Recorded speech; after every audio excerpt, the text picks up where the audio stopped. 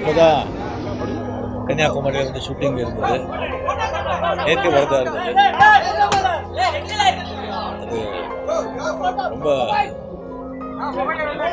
மனசு ரொம்ப கஷ்டமாக இருந்தது. விஜயகாந்தை பற்றி பேசணும்னு சொன்னால் எவ்வளோ இருக்கு. முக்கியமாக அவருடைய அந்த நட்புக்கு வந்து இலக்கணம் விஜயகாந்த் அவர்கள். அவரோட வந்து ஒரு வாட்டி பழகிட்டா வாழ்க்கை பூரா வந்து அதை மறக்கவே முடியாது. அவருடைய அன்புக்கு வந்து எல்லாருமே அடிமையாகிடுவாங்க. அதனால்தான் அவருக்கு அத்தனை நண்பர்கள் அவருக்காக உயிரே கொடுக்க ரெடியா இருக்காங்க. நண்பர்கள் மேலேயும் அவர் கோபப்படுவார், அரசியல்வாதிகள் மேலேயும் அவர் கோபப்படுவார். ஏன் ஊடகம் உங்க மேலேயும் கோபப்படுவாங்க. ஆனால் யாருக்கும் அவங்க மேலே கோபம் வராது. ஏன்னு சொன்னால் இந்த விஜயகாந்த் அவருடைய கோபத்துக்கு பின்னால் ஒரு நியாயமான காரணம் இருக்கும். சுயநலம் இருக்காது, ஒரு அன்பு இருக்கும். அவர் வந்து ஒரு தைரியத்துக்கும் வீரத்துக்கும் இலக்கமானவர்.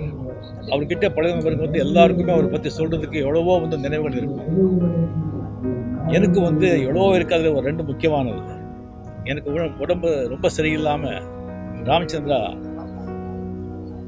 மெடிக்கல் ஹாஸ்பிட்டலில் நான் வந்து சுயநலம் இல்லாமல் அங்கே இருக்கும்போது நிறைய பேர், மீடியா, ரசிகர்கள், மக்கள் எல்லாருமே வந்து அங்கே ரொம்ப தொந்தரவாக இருந்தது. கண்ட்ரோலே பண்ண முடியல.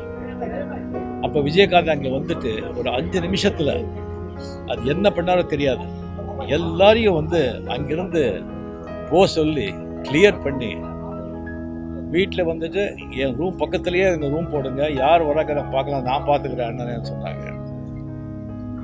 அது வந்து குடும்பத்தால் வந்து மறக்கவே முடியாது. அதே மாதிரி ஒரு வாட்டி சிங்கப்பூர், மலேசியா இந்த ஷோக்கான நடிகர் சங்கம் இந்த ஷோக்காக போகும்போது மலேசியாவில் வந்துட்டு எல்லாம் முடிச்சுட்டு வரும்போது நான் எல்லாம் பஸ்ஸில் ஏறிட்டாங்க. நான் வந்து கொஞ்சம் வரும்போது கொஞ்சம் நேரமாச்சு. ரசிகர்கள் எல்லாமே ரொம்ப சூழ்ந்துட்டாங்க. மீடியா எல்லாமே வரவே முடியல. ஒரு 5 நிமிஷம் திண்டாடுறேன். அந்த பவுன்சர்ஸ் எல்லாம் இருக்காங்க, யாரும் ஒன்றும் பண்ண முடியல. அவர் பஸ்ஸில் வந்து பார்த்துட்டு இருக்காரு. அப்படியே இறங்கி வந்தார். இந்த டவல் போட்டு ஒரு 2 நிமிஷத்தில் எல்லாரையும் ஒரு அடித்து விரட்டி அப்படியே ஒரு பாதியாக்கிட்டாங்க. அப்படியே பாதியாக்கி அப்படியே பூ மாதிரி கொண்டு வந்து உட்கார வச்சு, அண்ணே உங்களுக்கு ஒன்றும் இல்லையே, நீங்கள் சௌக்கியமாக இருக்கீங்களா, ஒன்றும் ஆகலையேன்னு கேட்டாங்க.